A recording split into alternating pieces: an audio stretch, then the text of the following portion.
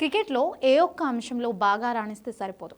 Batting, bowling, fielding ఇలా 3 విభాగాలు ముఖ్యమే. అన్నింటిలో అదరగొడితేనే విజయాలు అందుతాయి. ఏ ఒక్క విభాగంలో చెలరేగి మరో దానిలో చేతులెత్తేస్తే ఓటములే పలకరిస్తుంటాయి. ప్రస్తుతం టీమిండియాకు ఎదురవుతోంది ఇదే పరిస్థితి. ఎందుకంటే బ్యాటింగ్ పరంగా సమస్యలు లేకున్నా బౌలింగ్లోనూ మాత్రం చాలా ఇబ్బందులున్నాయి. తాజాగా న్యూజిలాండ్తో జరిగిన వన్డే సిరీస్ దీనికి అస్సలైన ఉదాహరణ. ఈ సిరీస్ మన బౌలింగ్ బలహీనతలను పూర్తిగా బయటపెట్టించింది. తొలి మ్యాచ్లో భారత్ గెలిచినా కూడా ఆ వన్డేలోనూ మన బౌలర్లు విఫలమయ్యారు. ఇక 2-3 వన్డేల్లో మన బౌలింగ్ గురించి ఎంత తక్కువ చెప్పుకుంటే అంత మంచిది. ఎందుకంటే సొంత గడ్డపై అది మనకంటే పటిష్టంగా అయితే లేని న్యూజిలాండ్పై ఇలాంటి బౌలింగ్ ప్రదర్శనే ఒక విధంగా అవమానమనే చెప్పాలి.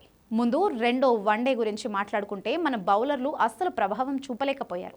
పవర్ ప్లేలో 2 వికెట్లు తీశామని సంబరపడే లోపు తర్వాత మిడిల్ ఓవర్లు, స్లాగ్ ఓవర్లలో చేతులెత్తేశారు. ఫలితంగా కివీస్ సిరీస్ను సమం చేసింది. రెండో వన్డేలో డారిల్ మిచెల్, విలియం జోడీని భారత బౌలర్లు ఏ దశలోనూ ఇబ్బంది పెట్టలేకపోయారు. అటు పేసర్లు, ఇటు స్పిన్నర్లు సమిష్టిగా విఫలమయ్యారు. ఒక దశలో మనది సాదాసీదా జట్టు బౌలింగ్లా అనిపించిందంటే అతిశయోక్తి లేదు. బూమ్రా లేని లోటు స్పష్టంగా కనిపించింది. అలాని సిరాజ్, హర్షదీప్ సింగ్, హర్షిత్ రాణా, ప్రసిద్ధి కృష్ణ, కుల్దీప్ యాదవ్, జడేజా లాంటి బౌలర్లను తక్కువ చేసి చూపడం కాదు, కివీస్ బ్యాటింగ్లో దిగ్గజాలు లేకపోయినా యువ బ్యాటర్లను సైతం మన బౌలర్లు ఎందుకు ఇబ్బంది పెట్టలేకపోతున్నారన్నదే ఇక్కడ చర్చనీయాంశంగా మారింది. నిజం చెప్పాలంటే హైదరాబాదీ పేసర్ సిరాజ్ పర్వాలేదనిపించినా అతని బౌలింగ్లో పేస్ పదును తగ్గిందనే వాస్తవం. అలాగే హర్షదీప్ సింగ్కు చివరి మ్యాచ్లో మాత్రమే ఛాన్స్ ఇచ్చారు. అయితే వరుసగా 2 మ్యాచ్ల్లో విఫలమైన ప్రసిద్ధి కృష్ణ బౌలింగ్ అంతంత మాత్రంగానే కనిపించింది. వికెట్లు తీసినా అతని బౌలింగ్లో వైఫల్యం అయితే లేదు.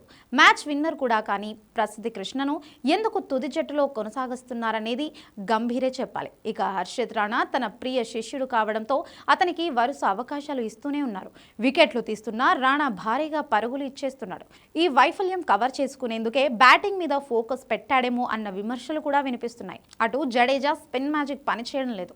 అతని కెరియర్ ముగింపు దశలో ఉండగా కుల్దీప్ కూడా పెద్దగా రాణించడం లేదు. మరి ఇలాంటి బౌలింగ్తో మ్యాచ్లు గెలవడం కష్టమని చెప్పొచ్చు. 2027 వన్డే ప్రపంచ కప్ లక్ష్యంగా పెట్టుకున్న కోచ్ గంభీర్ బౌలింగ్ కాంబినేషన్పై మరింతగా ఫోకస్ పెట్టాల్సిన అవసరం అయితే ఖచ్చితంగా ఉంది.